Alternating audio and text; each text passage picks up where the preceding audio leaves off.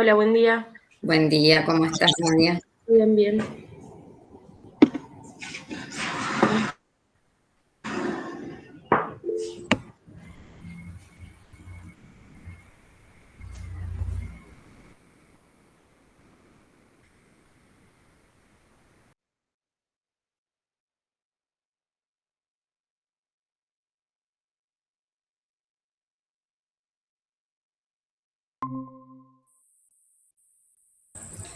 Buen día, Mayra.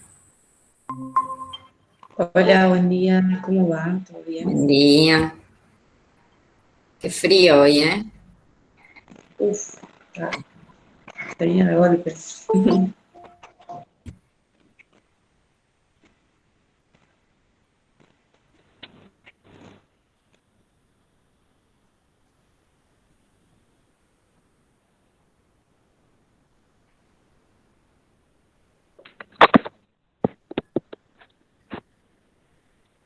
Hola, buen día.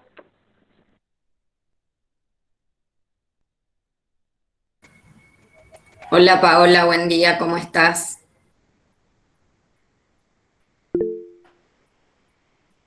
Todo bien, profe. Bueno, ahí Celeste dice que tiene mala conectividad. Estos días me parece que en general la conectividad no es muy buena, ¿no? Sí, a mí recién me conecté y me sacó, se me cortó internet, no sé, cualquiera. Sí.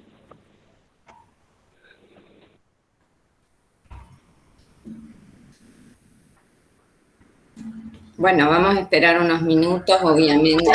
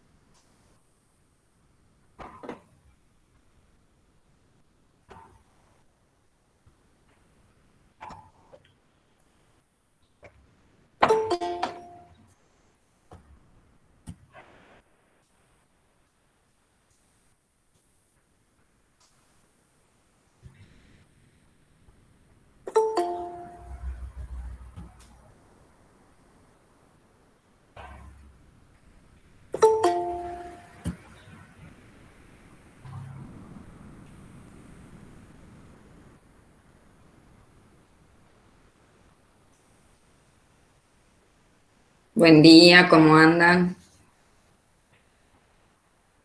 Hola Lau, buen día. Buen día. Hola a todos y a todas.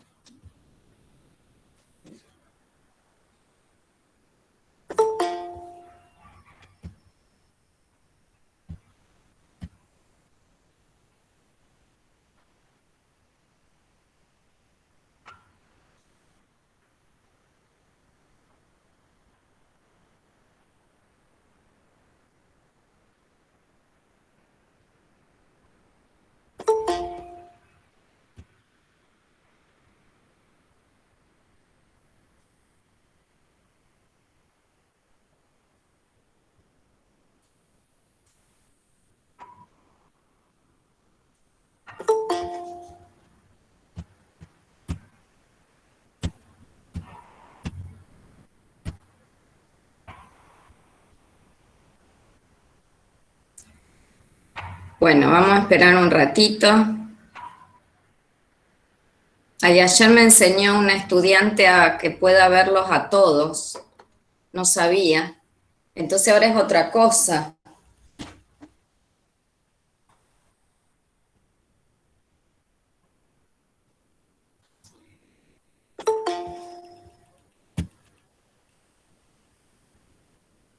Bueno, ahí en el campus actualicé de la comisión de los jueves, porque ya estaba del año pasado, un foro sobre lo di Scaglie y Temporetti. Con ustedes no lo voy a hacer, lo voy a ubicar como tarea. pero denme tiempo, porque estoy en eso. De todos modos, yo ya tengo el registro de las entregas que ustedes hicieron. Y también quería ubicar algo para la tranquilidad, porque me han preguntado si todas las semanas va a haber una actividad en el campus. Bueno, de ninguna manera. No, en el campus vamos a poner las actividades que sean necesarias, además porque es importante para ustedes, para que se pueda ahí ubicar la participación. Recuerdan que hablábamos de que ustedes deben tener una participación del 75% para promocionar o para regularizar la materia. Entonces, yo voy a poner una actividad que es la tarea sobre el cuestionario de la ubicación epistemológica de la psicología, que es la que ya hicimos de Scaglia, Lodi e Temporetti. Cuando eso esté, yo les aviso para que adjunten el archivo que me mandaron a mí, lo suben ahí, ya ahí tienen una participación. Después haremos en total no más de 4 o 5, y de esas 5 será el 75 para cada uno. ¿Por qué? Porque nosotros tenemos reuniones semanales de Meet y trabajar en el campus también lleva mucho tiempo. Entonces, si nosotros tenemos una hora y algo de reuniones de Meet, más el campus, más el teórico, para una sola materia, no se puede, es demasiado. Entonces lo vamos a acotar, total el seguimiento lo vamos haciendo. Los que no se pueden conectar al Meet, me van escribiendo, ustedes tienen mi mail y mi WhatsApp. Me van escribiendo y nos vamos manejando, no hay problema con eso. Pero además nosotros después de las vacaciones ya vamos a empezar a planificar, con lo cual el contacto va a ser permanente y ya ahí vamos a tener los encuentros por grupo. Los primeros de planificación van a ser todos juntos porque es más rico para todos intercambiar, pero después vamos a dividir la reunión en minutos y van a entrar por grupos, porque eso agiliza la planificación, porque cada grupo va a planificar distinto. Y sí, la segunda tarea que voy a poner en el campus es la del trabajo práctico de las psicologías, las corrientes psicológicas. Recuerden que lo tienen que entregar el 8 o el 9 de julio, sí o sí antes de las vacaciones, porque eso hay que corregirlo y es un montón, así que será durante las vacaciones que lo haré. Ahí me envían uno, como hicimos con el de Scaglia, Lodi e Temporetti, uno por grupo al mail. Cuando esté listo el campus, yo les aviso y lo adjuntan ahí también. Todo lo del campus individual. Todo lo del campus lo van a subir individual, no por grupo. O sea, a mí me lo van a mandar por mail en grupo, pero en el campus es importante que cada uno tenga la actividad individual, porque después al final uno directamente ingresa y ve la participación de cada estudiante. Es mejor para ustedes y mejor para mí, Bien, ¿cómo andan con el trabajo de las corrientes? Empezaron, ¿no? Pudieron empezar a leer, vieron que requiere bastante lectura armar un cuadro. Porque hay que armar el cuadro con palabras claves, ¿no? Sean creativos con el punto del cuadro, porque eso les va a permitir después, cuando planifiquen, bueno, utilizar algunos recursos para la planificación. En la medida de lo posible, por supuesto. Bueno, ¿alguna duda en relación a ese trabajo? Ese es el primer trabajo que se tiene en cuenta para regularizar y promover, ¿sí?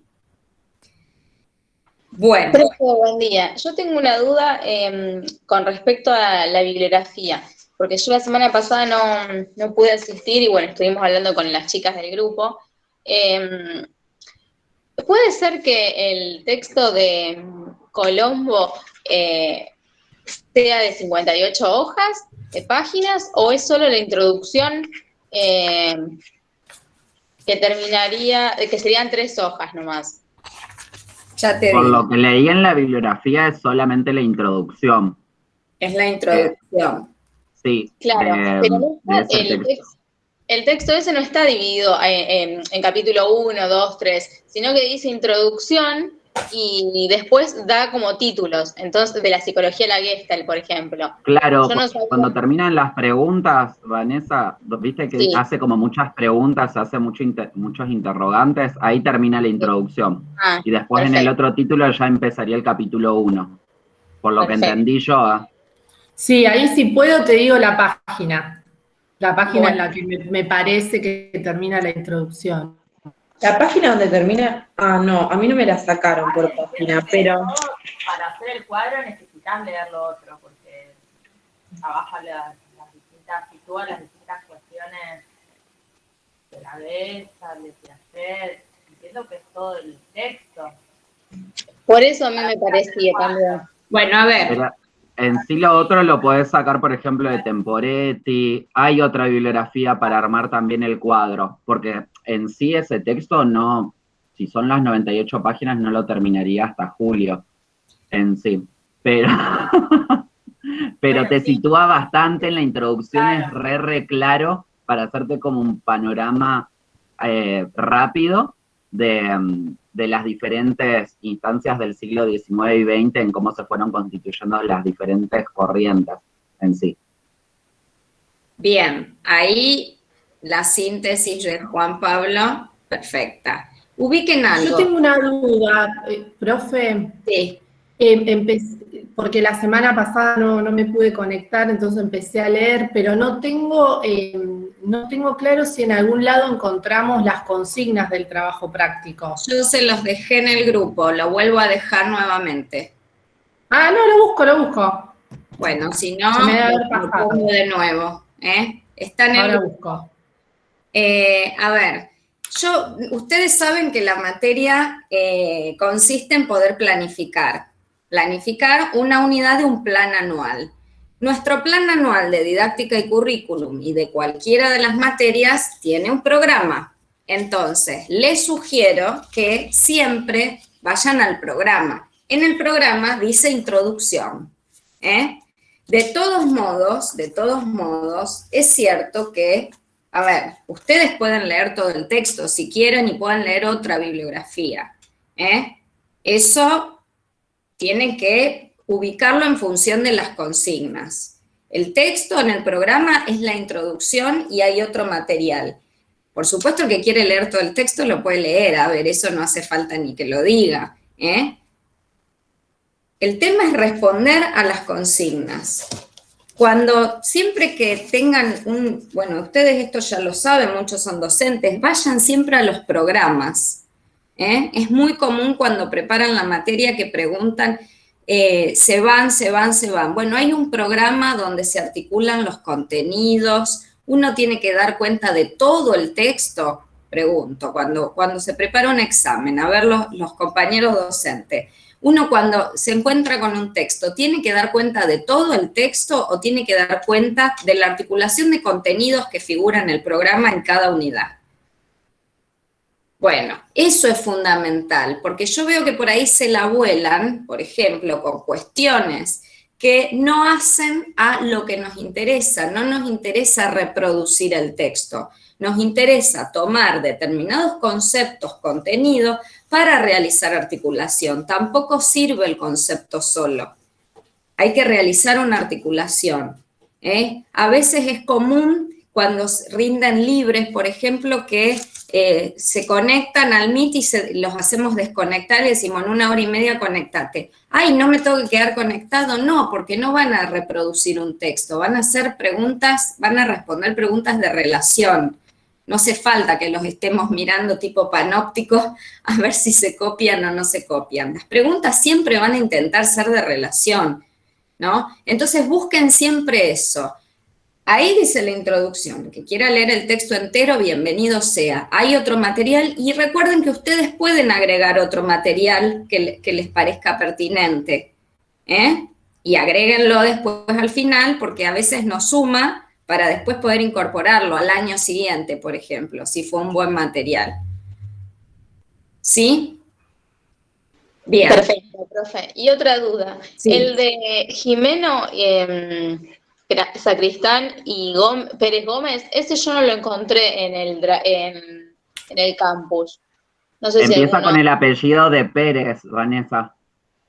empieza con el... Sí, Perfecto. está como invertido, está como Pérez y el título no recuerdo bien, pero está, búscalo con la P. Perfecto, mil gracias, Paula. Y Ahí te otra lo paso de pregunta, última en el chat. buenísimo. Y última preguntita y no hincho más. El de Leligua y Escangarelo Sí, tampoco está dividido por capítulos, ¿puede ser? En el programa dice 3, 4 y 5, sí, pero el texto no tiene los capítulos, ¿puede ser? ya te digo que busco el texto. Ya está el recorte hecho de ese, Vanessa. Ah, le respondí a todo. Hoy me van a La echar de la próxima, clase, perdón. está, Lo la que pasa es que próxima, estuve en la semana intentando acomodar porque la semana que viene va a ser media caótica. Entonces estuvimos haciendo partes del trabajo, buscando ya la bibliografía, por eso lo tengo bastante fresco. ¿Termina en la página 213? Perfecto. a ver, esto está buenísimo que podamos construir entre todos, es genial. De todos modos, vuelvo a repetir, o sea, más allá de las páginas, ustedes tienen que leer un contenido, ¿eh? Tienen que leer un contenido. Entiendo que lo preguntan para organizarse, está perfecto, pero ustedes tienen que leer un contenido. Ubiquemos que estamos también en la universidad, ¿eh? Es importante eso. Bueno, gracias Juan por todo lo que decís, porque yo no lo sabía. Así que está buenísimo que podamos ir aportando. Bueno, a ver, vamos a hacer un resumen hasta aquí de lo que trabajamos la clase pasada. ¿Quién se anima a prender el micrófono o quiénes? Y vamos a ir haciendo, ubicando lo que trabajamos en la clase pasada para continuar trabajando esta con lo que tenemos que seguir trabajando. Bueno, ahí Nadia dice que lo pase en el grupo de WhatsApp porque tampoco lo encontraba y me lo pasó una compañera. Bueno, a ver. Que lo pasé. Ah, lo pasaste vos. Bueno. Bueno, ¿qué trabajamos la semana pasada? ¿Recuerdan? ¿Alguien se acuerda? Ahí Nadia ya lo puso el texto en el grupo, ¿eh? Para Vanessa, vos que no lo encontrabas. Perfecto, muchísimas gracias a todos. De nada. Bueno, ¿qué trabajamos la semana pasada?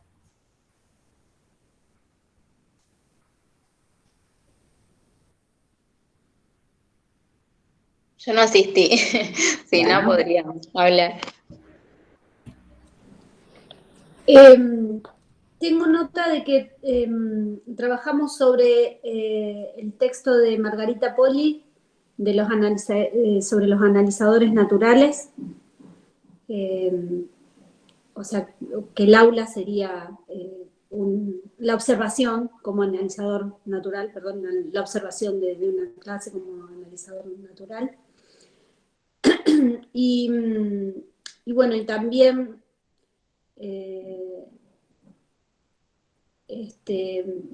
retomamos la cuestión de los intersticios que habíamos estado trabajando en el teórico de la semana anterior.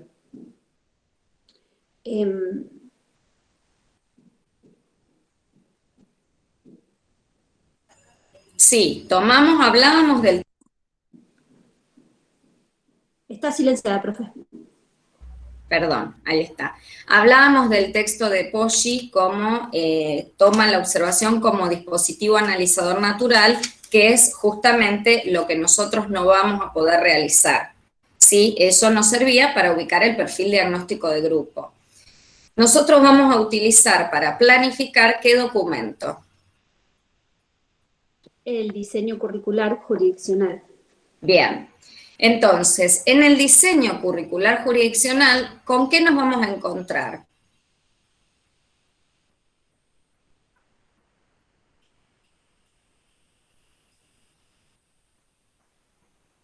¿Qué currículum es el del diseño?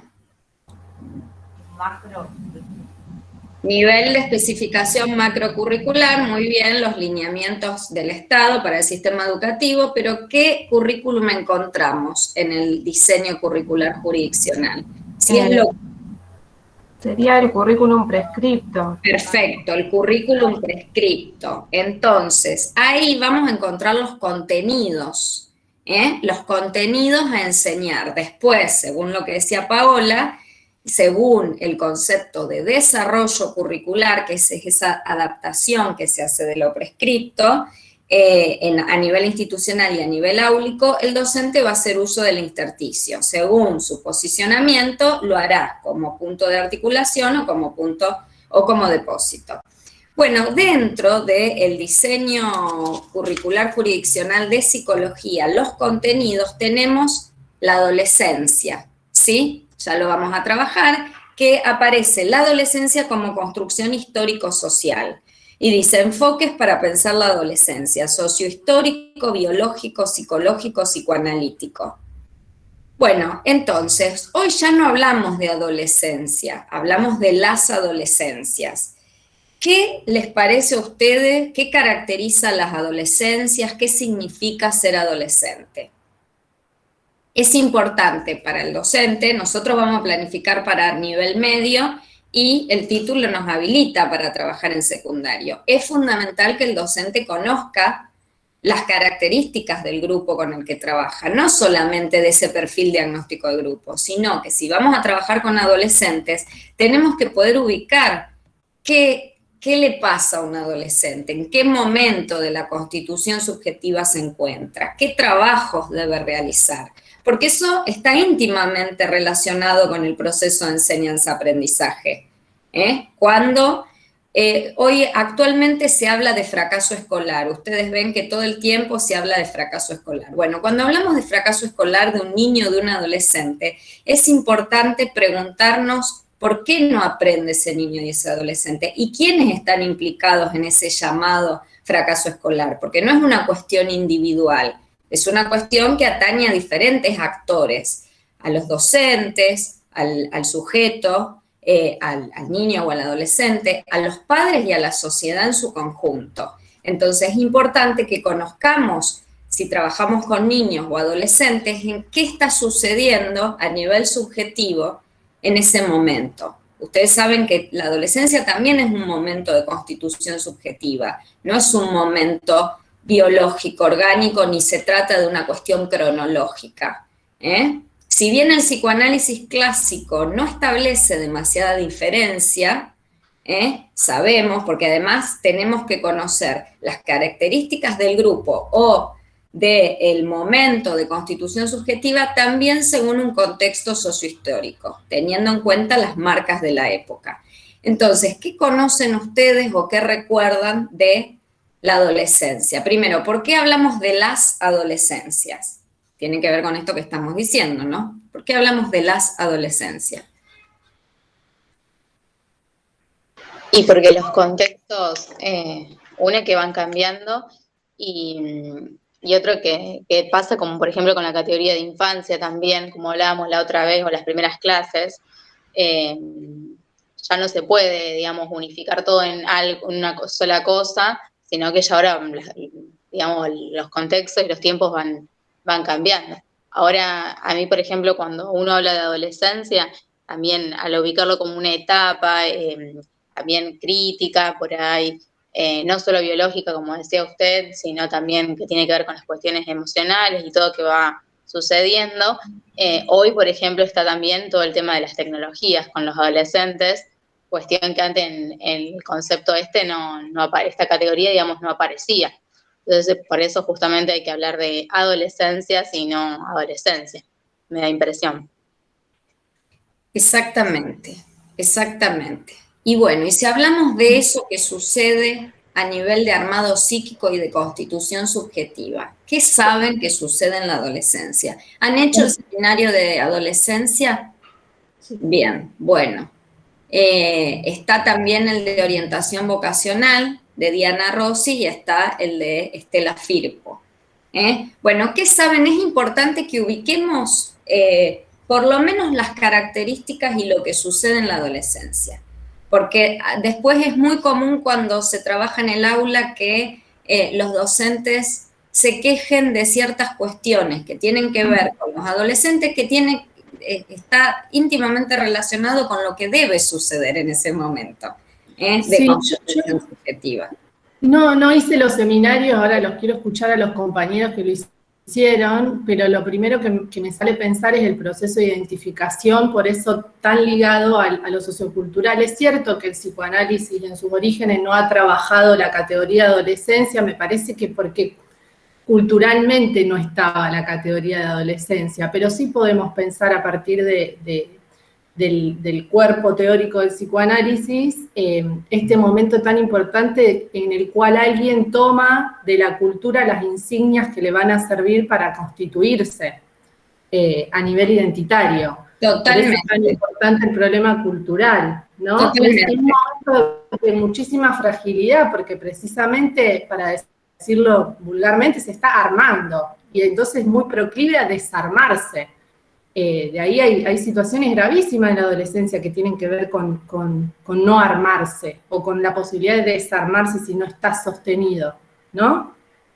Fundamentalmente ubicar esto que dice Julieta, que la adolescencia es una construcción social y que tiene que ver con el contexto histórico y cultural. No, la categoría de adolescencia surge, dice Rodulfo, después de la Segunda Guerra Mundial.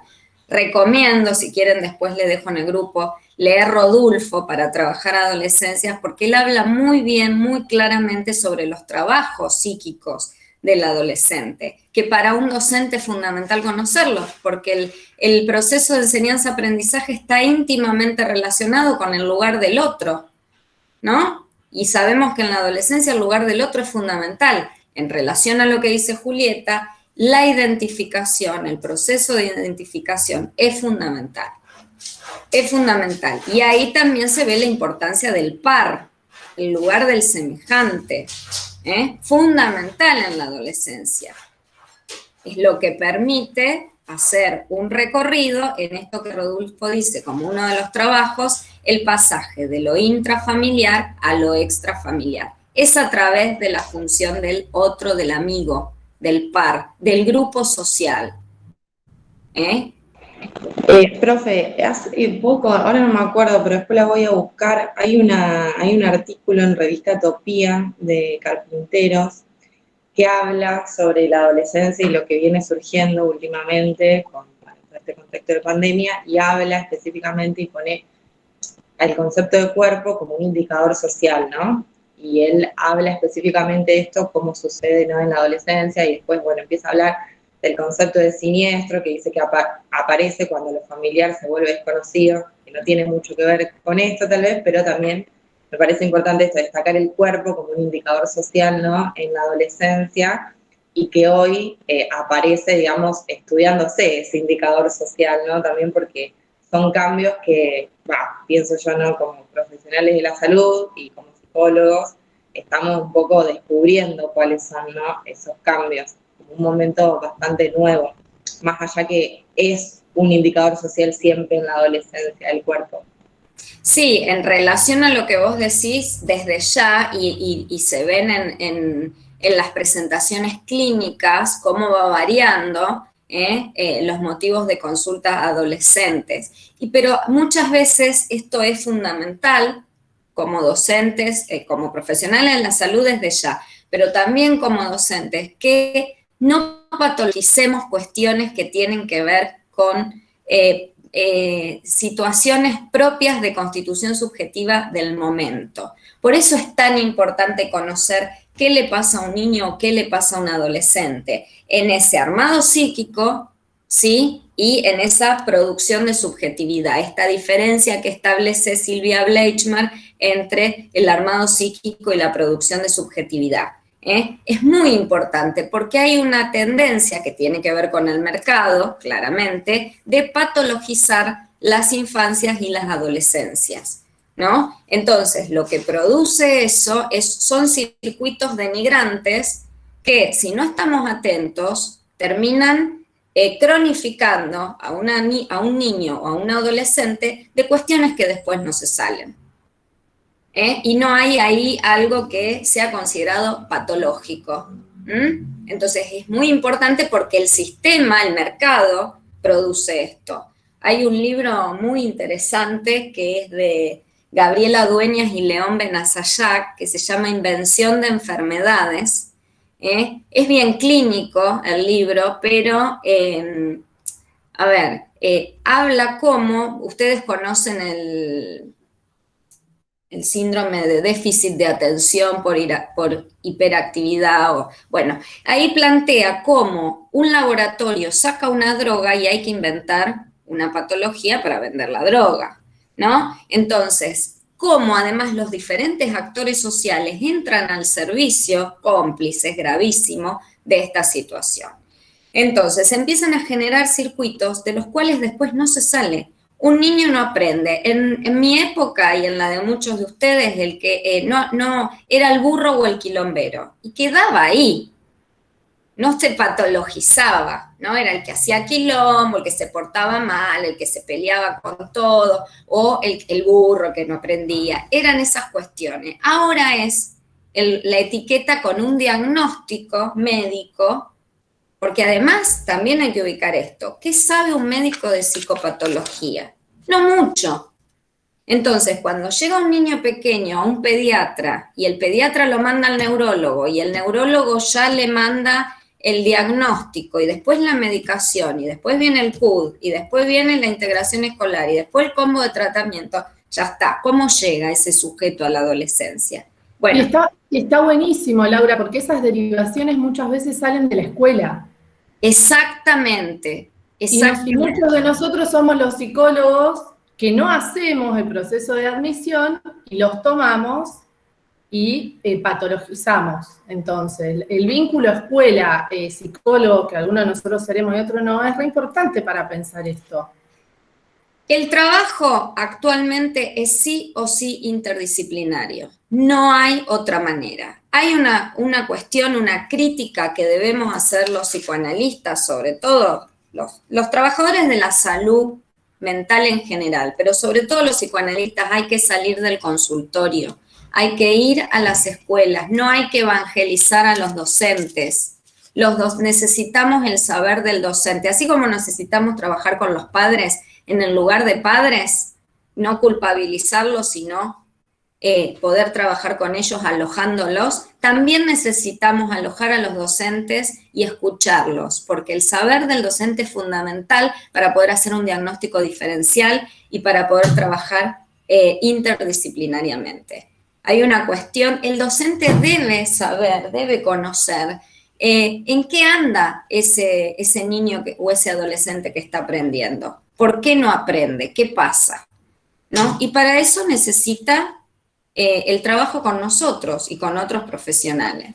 El trabajo sí o sí tiene que ser interdisciplinario, porque además nos va a permitir trabajar preventivamente, que es esto que dice Julieta. En la medida que podamos hacer un trabajo interdisciplinario, vamos a llegar antes de que se patologice ahí. Y es fundamental esto. Bueno, entonces, bien, no me quiero ir del eje de la adolescencia. ¿Por qué tenemos que conocer ciertas cuestiones fundamentales? Los procesos identificatorios, los trabajos psíquicos, el lugar del semejante, porque en función a eso vamos a nosotros trabajar. Si nosotros no le damos lugar a estas cuestiones, ¿cómo vamos? El aprendizaje, no sé si vieron en el teórico el texto de Alicia Entel, de conocimiento. Vieron que Alicia Entel plantea el conocimiento desde 3 puntos de vista, como entidad, como sistema y como producto de un proceso. Y hay una parte del texto que habla de escuela y conocimiento y dice que el aprendizaje se da en transferencia. ¿Sí? Totalmente el aprendizaje se da en transferencia. Es necesario poder libidinizar a ese otro que me va a transmitir algo. Si nosotros no lográramos establecer un vínculo en este encuentro, ¿qué sería el aprendizaje? También ahí surge la pregunta, ¿qué supone o qué es aprender? ¿Qué implica aprender? Por eso es tan importante el vínculo, por eso que por supuesto no tenemos el mismo vínculo que tendríamos adentro del aula, dentro de la facultad. Pero bueno, hay que intentar establecer un vínculo y que no sea todo para los docentes contenido conceptual. Estamos en un momento clave con todo lo que está sucediendo para darle lugar de una vez por todas a lo actitudinal, que también son parte de los contenidos, y que es fundamental para poder aprender lo conceptual o lo procedimental. Lo actitudinal, el encuentro con otros. Esto de que planteábamos al principio de la clase, que Juan habla y cuenta todo lo que sabe que se me escapa de la bibliografía, es eso. Hay que dar lugar. Hay que tener muy claro, el docente tiene que tener muy claro qué concepción de sujeto. Si vamos a la educación bancaria de Freire, bueno, el alumno es alumno, es un ser sin luz. El niño o el adolescente está en un lugar pasivo, que solo debe reproducir, ¿no? Bueno, la concepción de sujeto es otra cosa, es construir el aprendizaje colectivamente. No hay uno que sabe y otro que no sabe, sabemos todos, Por supuesto que debemos seguir ciertos lineamientos, obviamente, si no caemos en el dejar hacer también, que no ha dado muy buenos resultados. Pero es importante darle lugar al sujeto, porque que se instale la posibilidad de la duda y la pregunta. Para estar en posición de aprender hay que soportar no saber. Ese es un gran tema, ¿no? No saber. Por eso el aprendizaje se da en transferencia. Por eso es tan importante que conozcamos qué le sucede a un adolescente a nivel de producción de subjetividad y en el armado psíquico, y también que conozcamos los intereses, ¿sí? Los códigos culturales, como siempre decimos, no quedar afuera de eso. Porque ¿cómo vamos a planificar entonces? No se trata, y esto es importante, vamos a ver la semana que viene los textos de Ajeno y Obiols, que hablan específicamente de los contenidos de la psicología en la enseñanza media. Desprender también, no sé a qué te referís con desprender. Desaprender. Sí, es todo un movimiento que además es fundamental, como la mayoría, desde el psicoanálisis, poder ubicar el deseo. Si no hay deseo, si no hay interés, no se aprende. Eso es fundamental. Pero además esto, no se trata solamente de enseñar lo que tiene que ver con el interés actual. Esto lo plantean tanto Ajeno como Obiols. No se trata de dejar de lado los contenidos tradicionales, el psicoanálisis, la percepción, la memoria, sino de poder transmitir esos contenidos teniendo en cuenta los intereses del grupo. Eso es fundamental. Yo el otro día, mi hija está en primer año de secundario. Les contaba que en música le habían hecho hacer una actividad con la película Los Coristas. ¿Se acuerdan que les conté? Y me acuerdo que Juan decía, uy, ¿qué los coristas para 13 años? Sí, la verdad que el recurso de la película audiovisual, y más en este contexto, está buenísimo, pero no tiene nada que ver con los adolescentes actuales. Entonces, hay que ver que a lo mejor otra película hubiese convocado, y una vez que se logra el interés del estudiante, el aprendizaje se produce sí o sí, porque el aprendizaje siempre se produce por añadidura, pero se tienen que dar cuestiones previas. Por ejemplo, el otro día les cuento otra situación. En biología, a mi hija le tenían que trabajar sobre Francesco Redi. Yo no sé bien quién es, pero es como contemporáneo a Pasteur. Entonces la profesora, para trabajar, les hizo trabajar en grupo y les hizo crear el Facebook de Francesco Redi. Bueno, primera cuestión que dijo, con 13 años, si el Facebook es de viejos, tendría que haber sido un Instagram. Claro, debe tener mi edad la profesora. Primera cuestión a tener en cuenta, pero más allá de que era el Facebook, la actividad la hicieron así. Que siempre no, y que está la queja, ¿no? La hicieron, y era muy gracioso, yo lo veía, me parecía muy gracioso porque hace una publicación Redi y le aparece el like de Pasteur. Bueno, y después lo presentaron en grupo, ¿no? En el MIT lo presentaron en grupo. Y, bueno, Paola, vos que estás en biológica, lo presentaron en grupo. Por ejemplo, en el grupo hay un compañero que está siempre con la cámara apagada y el micrófono apagado. Una cuestión muy típica del adolescente, ¿sí? Bueno, él no participó hablando, pero sí fue el que compartió pantalla. Es un modo de estar ahí participando en el grupo. Digamos, a ver, ¿por qué cuento esta situación? Porque es importante poder entrar en cierto diálogo y en transferencia con el grupo con el que trabajamos. Si no, no se va a producir el aprendizaje. Al menos el aprendizaje como lo estamos pensando. El aprendizaje es tomar eso que el otro nos transmite, metabolizarlo, descomponerlo, desmenuzarlo y hacerlo propio y poder aplicarlo. Cuando vean a Ausubel, la cuestión del aprendizaje significativo, van a poder ubicar alguna de estas cuestiones, que son fundamentales. Bueno, ¿qué otro trabajo les parece que se produce en la adolescencia? Entonces tenemos esto de los procesos de identificación, el pasaje de lo intrafamiliar a lo extrafamiliar, de lo endogámico a lo exogámico es fundamental. Aquí aparece el lugar del amigo, del par, del grupo, fundamental, ¿sí? Y después también está el pasaje del jugar al trabajar, en donde Rodolfo ahí plantea que algo de ese deseo y eso libidinal que hay en el jugar tiene que pasar al trabajar, pero al trabajar que puede ser el estudiar, o sea, lo que sea que uno elija y que algo de eso tiene que pasar ahí, esa pulsión de saber y demás. También está el pasaje del yo ideal al ideal del yo, que se van relacionando los pasajes, porque el pasaje de lo intrafamiliar a lo extrafamiliar y del yo ideal al ideal del yo van de la mano. Si no se da uno, no se produce el otro, ¿no? Claro. Tiene que ver con eso. Por eso no podemos hablar de adolescencia en determinada edad. Los que trabajamos con discapacidad en la infancia podemos ubicar claramente esto. Podemos hablar de un sujeto adolescente ahí donde esto no se ha producido, ¿no?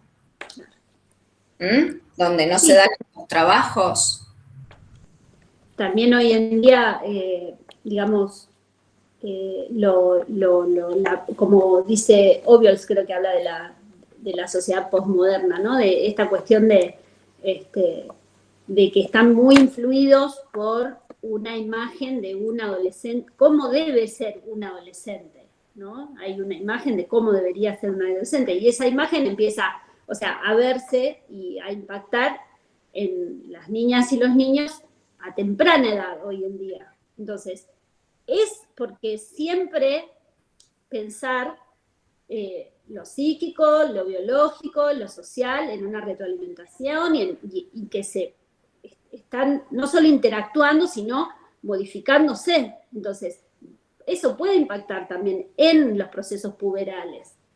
O sea, no es que, o sea, la pubertad, puedes decir, es a los 11 años, entre los 11 y los 13, no sé, ni siquiera eso ya, porque depende justamente de qué adolescencia es y cómo va a impactar eso también. Y eso es otro trabajo psíquico que tienen que hacer, que tiene que ver con este pasaje de ese cuerpo infantil a el cuerpo modificado por toda esta explosión puberal. Exactamente, en función de lo que vos decís, todo muy interesante, es que también se produce una inversión actualmente de los modelos, ¿no? Porque la adolescencia se ha convertido en un modelo de ideal. Entonces, ya no es el adulto que trabaja, que toma sus decisiones, sino que en relación a que, bueno, ahora la adolescencia es el ideal, ¿no? Para todas las edades, ¿no? Obiols plantea en relación a la posmodernidad y al neoliberalismo, dice, bueno, ya el modelo es el adolescente siempre feliz. Sí. No se puede sentir demasiada angustia ni demasiado intercambio en el vínculo afectivo con los otros, Que ¿no? eso se ve reflejado en la preocupación de los padres cuando los adolescentes necesitan ese momento de soledad, que como que se meten para adentro, y los padres a veces no soportan eso. O sea, ¿por qué no sale? ¿Por qué no va a hacer esto? ¿Por qué no?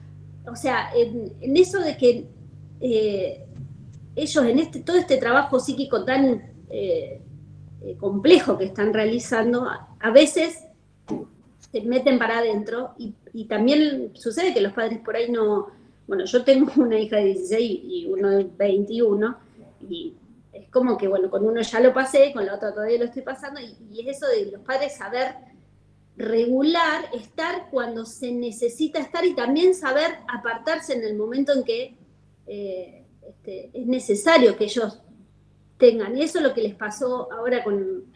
Perdón, hablo. Bienvenida.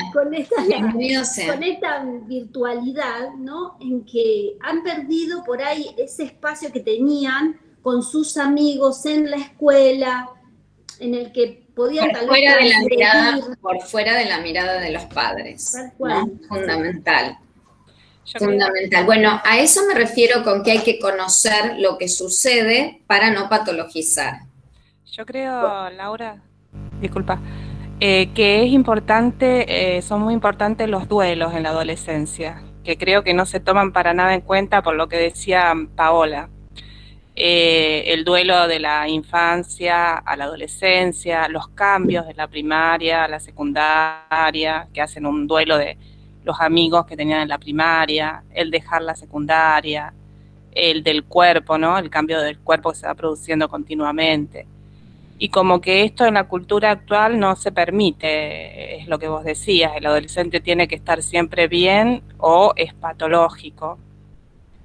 Y ahora hay muchos duelos por, también lo que decía Paola, o sea, ellos están viviendo creo que una etapa en la que tienen el duelo de no estar en grupo presencial, del espacio de la escuela.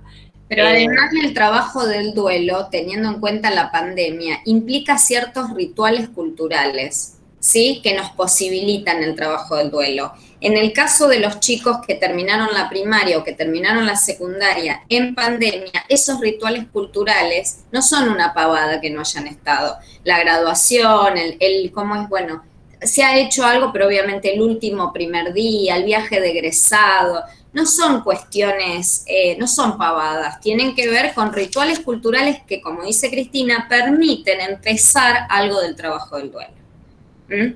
Ese encuentro con la pérdida. Esto en relación a lo que se ve en pandemia. Y bueno, en la medida, los duelos van a ser posibles en la medida en que haya un armado psíquico que se esté constituyendo, que se esté realizando de determinada manera. El trabajo de los adolescentes, estos trabajos del adolescente, esto del jugar al trabajar es fundamental, ¿no? Es esto de que hablamos de que para aprender hay que tener un poco de interés y de deseo, porque si no nos convoca, si no encontramos en el trabajo algo de esto del jugar o del deseo, chao, entramos en lo alienante del sistema, en el sacrificio. Sabemos los efectos que tiene cuando alguna actividad se nos vuelve sacrificial. De todo esto habla Rodulfo, también del pasaje del yo ideal al ideal del yo, que le permite al adolescente tener una idea de futuro, de proyecto, más allá del aquí y ahora, ¿no? Otra cuestión que creo que también trabaja Rodulfo, que lo toma de Winnicott, es la cuestión de la confrontación generacional, que muchas veces no se tiene en cuenta, bastante fundamental en los adolescentes, el poder confrontar tanto con sus padres como con sus maestros, también en este tramo, los profesores también, y bueno, es que los adultos podamos sobrevivir a estas confrontaciones y podamos seguir construyendo también nuestras posiciones es importante. Darle lugar a eso y entender que eso es parte, ¿no? Eso es lo que aparece en la escuela todo el tiempo. No le interesa nada. ¿No le interesa nada? ¿No? ¿Qué le interesa? Bueno, esa es tarea del docente. ¿Qué le interesa? a ese adolescente en particular. ¿Por qué no aprende? ¿Por qué será que no aprende? Porque en general por supuesto que hay condiciones socioeconómicas que uno no puede dejar por fuera, ¿no? Si un adolescente no tiene las condiciones básicas, no puede aprender, eso está claro, ¿no? Eso está claro. Pero también me parece que es función del docente poder implicarse en los problemas de aprendizaje, no solamente señalarlos, sino implicarse, es parte, ¿no? El aprendizaje empieza en la infancia, donde aparece la curiosidad por el saber, ¿no? Nos decía Freud. ¿Por dónde empieza la curiosidad por el saber? ¿Alrededor de qué? ¿De qué teoría? De la sexualidad, las teorías sexuales infantiles. Exactamente, sobre las teorías sexuales infantiles, la diferencia anatómica, la llegada del hermanito, ¿eh? Y que eso también hoy aparece como una nueva construcción. A mí me pasa mucho que encontrarme con adolescentes hoy, tanto en el consultorio como cuando he trabajado en la escuela, aparece mucho lo de la identidad sexual, que tal vez en otros momentos no aparecía, que también hay que tener mucho cuidado porque he leído también incluso a autores que ponen, bueno, de no caer en una patologización de esto, porque aparece mucho también lo de la bisexualidad en los adolescentes ahora, muchísimo, a mi parecer y a mi percepción, trabajando, ¿no?, con adolescentes, pero tomándolo desde otra manera, como algo, no me gusta decir la palabra normal, no, naturalizado, ¿no? Y también hay que escuchar mucho, me parece, de esto, porque es una construcción nueva, de una generación nueva, que tal vez esto no aparecía con tanta naturalidad en otros momentos, y me parece que también implica mucho en el aprendizaje del adolescente, y cómo esto se ve en su grupo también de compañeros, si no se cae a veces en el bullying. A mí me ha pasado mucho que trabajando en la escuela, este tema de la sexualidad era un tema de la identidad sexual más que nada y de género, yo creo, que ha tenido muchas dificultades a la hora de los chicos, por ejemplo, de conectarse, de prender su cámara, ¿no? Y también porque están dentro de su casa, y muchas veces dentro de su casa esto no lo pueden hablar, y esto se habla también en las escuelas, habla con sus compañeros, no en los recreos, y bueno, es un tema también, me parece. Fundamental. También en el diseño vamos a encontrar como contenido identidad sexual e identidad de género. Hay que tener mucho cuidado cómo se aborda, porque de ninguna manera se puede patologizar. De ninguna manera. Entonces hay que transmitirlo como corresponde. Lo van a ver, se ve tanto en construcción como en psicología. La identidad sexual, por supuesto, separando, distinguiendo, diferenciando la identidad sexual de la identidad de género, que no es lo mismo. Entonces, es fundamental, es una unidad que se trabaja mucho, que eligen mucho para planificar, pero hay que ser cuidadoso, porque no hay que patologizar, se tiende a patologizar, de ninguna manera tiene que ver con una patología, ¿no? Parece loco que lo estuviéramos aclarando, sin embargo es necesario. Y esto también tiene que ver con las concepciones del esquema y de la imagen corporal que va atravesando ese periodo, sobre todo contemplando de que finaliza un periodo de latencia, vuelven a reactualizarse todas las cuestiones, como decía Mayra, en relación a las cuestiones sexuales. Todo ese, hasta incluso a veces aparecen cuestiones como muy disociadas desde el mecanismo de defensa de la disociación, pero no como algo esquizoide. Uno no va a decir eso es una estructura esquizoide, lo va a tomar propio del proceso de cambio y todas las modificaciones, hasta incluso escuchar, es muy común escuchar frases de me miro en el espejo y odio ese cuerpo. Esa disociación tiene que ver con estas cuestiones que van pasando a nivel del esquema y de la imagen corporal, y que obviamente hay que contemplarlo sin caer en esta cuestión de lo patológico en sí, porque obviamente si uno lo hace una lectura en relación a mecanismos de defensa, psicopatología, dice, claro, esto es de una estructura esquizoide, y uno se tiene que contemplar de que estamos hablando de un proceso donde todavía no se configuró una personalidad. Se puede producir, a ver, nosotros como acá, no como docentes, sino como trabajadores de la salud, como psicoanalistas, debemos estar atentos a estas cuestiones, porque también en ciertas presentaciones clínicas de desarmado psíquico, ¿sí? O de fractura psíquica, puede aparecer una cuestión en relación al cuerpo y al género, ¿sí? Ahí sí estamos en situaciones muy complejas, pero hay que diferenciarlo. Hay que ver, y acá, por supuesto, esto no es tarea del docente, es un trabajo clínico y tenemos que acompañar a los docentes en esto. Ahí hay que estar atento. Bueno, se trata, porque eso es importante. Hablamos de psicopatología cuando se produce un derrumbe subjetivo, ¿no? No cuando se da tal o cual identidad sexual o identidad de género. Es cierto que en el caso de la psicosis, esto puede aparecer, ¿sí? Pero tiene que ver con otra cuestión. Entonces hay que diferenciarlo. Esa es tarea nuestra, de los trabajadores de la salud mental. Bueno, ahí hay que estar muy atento porque no da lo mismo pero tampoco aparece sola, aparece en relación al cuerpo, sobre todo en la esquizofrenia, y sí suele aparecer también ciertos derrumbes que a lo mejor uno puede ir ubicando y en la adolescencia aparece de otra manera, más marcado o en tanto crisis, ¿no? Pero la identidad sexual y la identidad de género de ninguna manera tiene que ver con una cuestión patológica. Sí, hay que estar atento a esto, a que no estemos ahí frente a un sujeto psicótico, ¿sí? Pero no por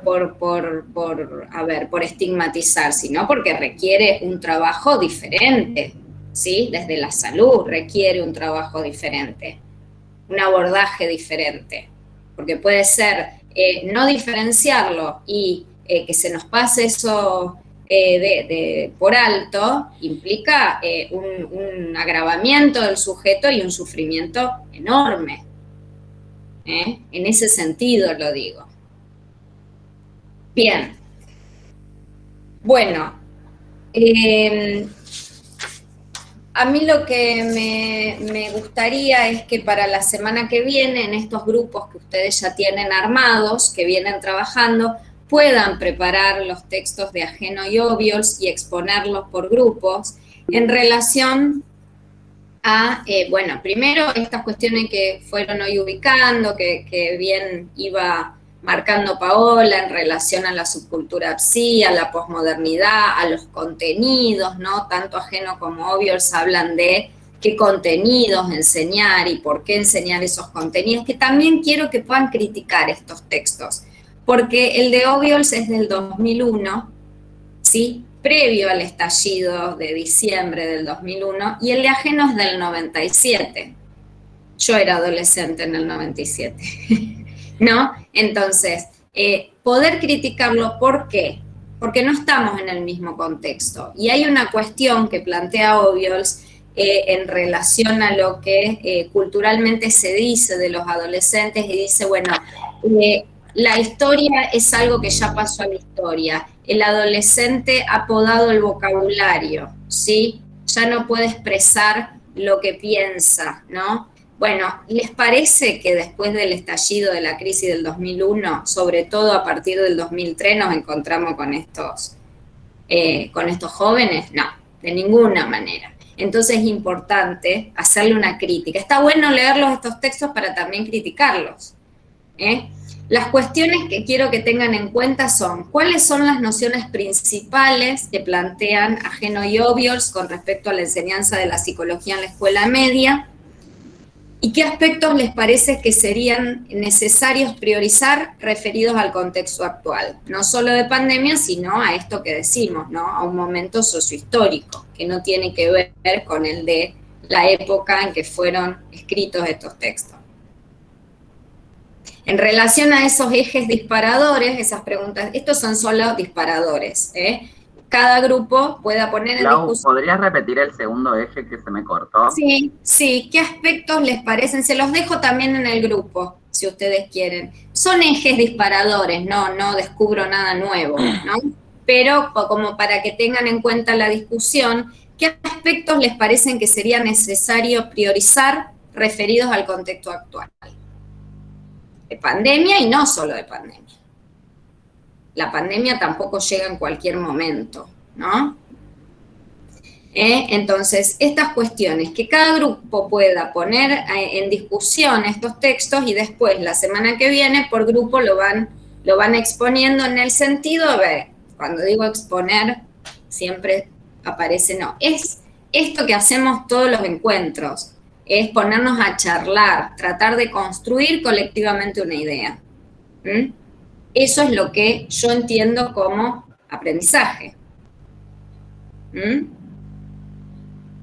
¿Les parece? ¿Están de acuerdo? Bien. ¿Alguna duda?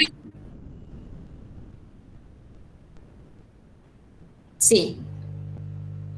¿Alguna pregunta, alguna duda? ¿Algún comentario?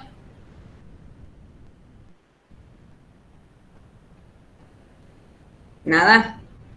Bueno, entonces, recuerden avanzar con el trabajo de las corrientes, se entrega sí o sí el 8 o el 9 de julio, cuando ustedes quieran. Lo mandan uno por mail, cuando esté lo del campus, no se preocupen que yo les aviso. Avancen, porque el trabajo ustedes vieron que es bastante largo, implica bastante lectura.